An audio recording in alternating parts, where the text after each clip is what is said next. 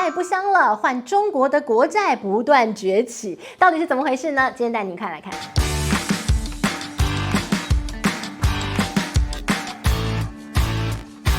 嗨，大家好，我是志玉，今天想跟大家来聊一聊，相信大家很多人心中都有的疑问，就是鲍尔主席在 Jackson Hole 当中就说了9月份要降息了，嘿，怎么债券没有想象中的大涨特涨啊？这到底怎么一回事啊？是不是大家都很好奇呢？好，我们就跟大家来好好聊一聊这个话题了哦。为什么呢？就是因为早就反应完了，而且呢，鲍尔主席说9月份要降息，不就是大家预料当中吗？所以呢，没什么波动再加上我们之前在几集的这个影片当中都跟大家聊过了，美债啊，请大家放在心上。可能你最近要短期操作它没问题 ，OK， 我同意。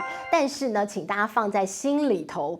什么呢？就是美债会变得越来越不吃香。好，那当然应该说，哎呀，是不是又仇美情节来了？没有，我们带大家来看到了，为什么呢？这个美元霸权呢，它会慢慢的往下消退。那个霸权啊，现在很动摇，应该是随时没有到随时，可能还有一段时间，它就会从山顶滑落下来，因为它有一些问题很难解决。首先呢，你要看到美元霸权当初是怎么起来的嘛？当然就是美国他拿着他的一个这个非常强大的一个武力嘛，对不对？然后世界警察嘛，他就是拿着枪抵在你后面，你就现在看到美金的后面其实是有一个枪支大炮在那里，让你不得不非常尊敬的用那张美元嘛，对吧？但是呢，这个美元霸权现在已经被挑战了。首先，你看它的军事力量非常强，对吧？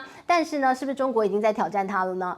那所以呢，你看这个美国现在很紧张，不就是因为这样吗？你想要在军事挑战我，我就把你第二下去，对不对？所以呢，他就把它弄天下世界大乱，然后到处都在打仗，然后你们通通被实力削弱，然后就最后，我美国又好厉害了，我美元霸权又来。但是呢，现在大家其实已经看破他手脚了，因为呢，在一次被美元霸凌底下，现在大家已经学乖了。我如果再被美元霸凌一次，我就不姓王，就像普丁，我就不姓普。好，他也不姓普。好，那无所谓啦。你看到了这个美帝啊，到处的滥用制裁，他制裁了俄罗斯，他制裁了伊朗，制裁北韩，像现在制裁中国。所以呢，很多国家大家都在去美元化。我如果又把美元当成是我的心头好，当成是我很重要的外汇储备，当成我很重要的流通货币。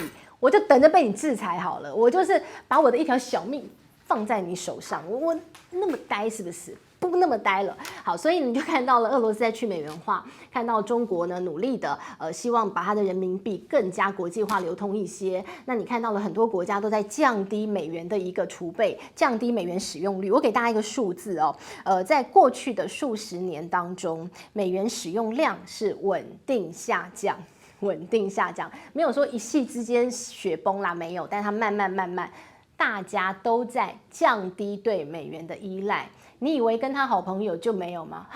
欧洲也是在降低对美元的依赖呢。好，我们来看到这是 IMF 世界银行它的一个统计，它就说了这个1999年那个时候美元的使用量是77%，2024年它的使用量降到59%，从71降到59，哇！你看到这不得了，对不对？而且它还在持续滑落当中。好，那除了大家对于它很害怕，对美元很害怕，觉得你有一天会霸凌我，会欺负我，会制裁我。另外一个就是因为美国不断在发债啊，它的债务呢已经不得了，爆炸了甚至呢它的债台高筑到信评机构调降了美国的主权平等这是很严重的事情。所以呢，你说美债如此的这个很保险吗？不一定因为呢，这个美国公债现在到处都是烟角木那么多无限制一直在发债这一定会出问题的嘛只是终有一天啦总有一天等到你嘛另外呢，就是支付技术的一个改进，那现在很多电子支付啊，用各种的数位货币啊，非常方便啊，所以呢，这个美元再流通，我其实数位货币我或其他的支付方式也可以取代美元，就好像没有过去那么样的重要。再来一个就是很多的国家，像是中国。有自己的一个数位人民币，所以有很多这样的一个新技术的一个这个发明或者是应用出来呢，就让美元的重要性开始降低。好，那于是乎呢，我们就要带您来看看了。最近美债没有那么样的吃香之后呢，反而是中国的国家公债变得比较吃香，很奇妙哈。其实呢，这个原因是因为这个日元的一个套利交易的一个逆转，所以呢，大家说哦，不能再用日元借出来，然后去买一些这个金融商品赚那个套利的价差。于是呢，他就看中了人民币，好像很不赖哦。所以呢，就有一个举例了，如果在过去这一季当中，第二季你去借人民币，然后呢，去买其他的一些这个新兴市场货币哦，你的一个这个报酬，你大概可以赚0.5%。好，那套利就这样，以前人家是借日元去投资嘛，现在变借人民币去投资。但是如果同样的时间点，你去借日元来投资的话，你会亏7%。好，这就是日元这个套利交易的逆转哦。所以呢，他们当然都会去寻找一个不断在降息的弱势的货币来做这样的一个套利交易。那日元现在已经要升息啦，日央说要升息啦，所以就不合适了嘛，所以他就找另外一个标的。现在看起来似乎是中国的国债变成了这个大家喜欢套利的交易，甚至还有这么一说，联准会要降息哦。过去呢，在这个升息的阶段当中，有很多中国的资金是往外去寻找那些高利率的商品来投资的，但是呢，一逆转。这个利率的逆转从升息循环变降息循环要开始之后，这些到了海外的中国资金会回来的。所以呢，现在有一个统计说，不要回来很多，因为过去可能流出了大约2兆美元吧。那如果回来1兆美元的话，哇，那人民币很可能会升值10%哦。所以呢，这人民币接下来可能会走强，我们可以来观察有没有这样的现象。好，那我们就讲回来，为什么中国的国债最近很吃香？不仅仅是这个大家喜欢买，甚至我们要带你看，它有国内也爱买，国外也爱买。国内爱买中国国债呢，是因为中国的经济现在呢处于比较困难的状态，所以你说买房就买股也表现不好嘛，那我还能买什么金融商品呢？没有，所以呢，唯一最稳当的就是去买国债。虽然呢，国债现在利率非常低哦，这个大约是历史低点哦，只有2.125%了哦。那这么低，但是大家还是强买，所以它价格很高。然后呢，你看到了海外的这些投资人，他们也都会去买中国国债，说为什么啊？因为中国的国债跟欧美的国债，它的一个相关性非常低，所以呢，站在一个分散风险，站在一个资产布局、资产配置的概念，你就是要去配置一些关联性很低的商品。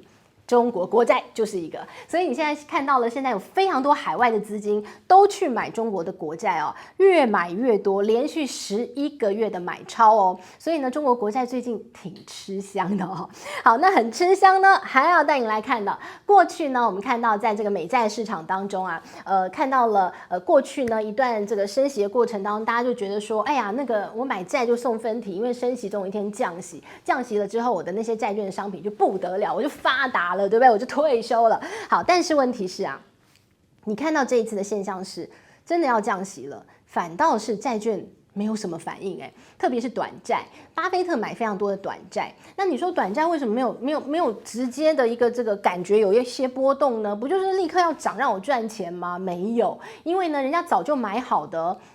现在又还没卖，因为还没降息，我干嘛卖？我还赚的不够多，然后你现在才要进去买，人家不要卖给你，你怎么成交啊？所以呢，人家惜售的概念哦。然后呢，你看这些法人就不会在这个时候再进去买啊，我干嘛帮之前的人抬轿，对吧？所以呢，你看到短债就没什么效应，大家反而大笔的资金涌进了货币市场基金。为什么？因为大家觉得接下来这个金融市场可能还变数很多。你看到可能辉达的财报啊，一个擦枪走火不得了啊，美股就要跌啊，然后你看到美国总统大选啊，感觉这个民调也非常的一个拉锯啊，谁知道谁会当选，感觉风险还非常大。你看到地缘政治啊，几个火药库啊，这个吵来吵去打来打去，谁知道哪一天那个飞弹飞过我家这个天花板又怎么办了？好恐怖，对不对？所以呢，大家都把钱放到了这个货币市场基金当中啊，比较稳当。就有一种存现金的概念放在那里，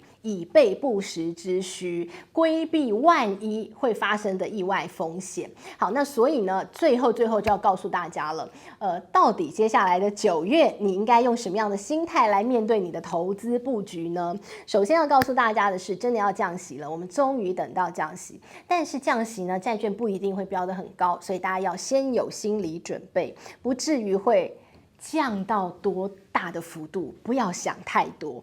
但是呢，有一个很重要要告诉大家的，就是美国的选举真的，请大家要先缩手才行。因为呢，在这个9月份大选年总是表现不好，所以呢，如果你9月份你还想要在金融市场杀进杀出，哎呀，你就小心点啊！因为呢，9月份本来就表现不好，现在又是大选年，所以呢，你就看到了这个9月份啊，请大家在金融市场上先缩手，避免大家受伤哦。要提醒大家了。那当然呢，越接近选举，有没有可能为了选举，像很多国家选举前会有选举行情啊，金融市场会表现很好啊？那也是到时候的事啦。所以呢，9月份大家先冷静，我们停看听好吗？希望大家赚钱很辛苦啊，好好守住他们。好，这是今天我帮大家分析的，这个是中国的债券最近很吃香，反而是美国的公债呢，请大家还是要好好观察再说了哦。希望你喜欢今天的内容，祝大家赚大钱喽！我们下回见，拜拜。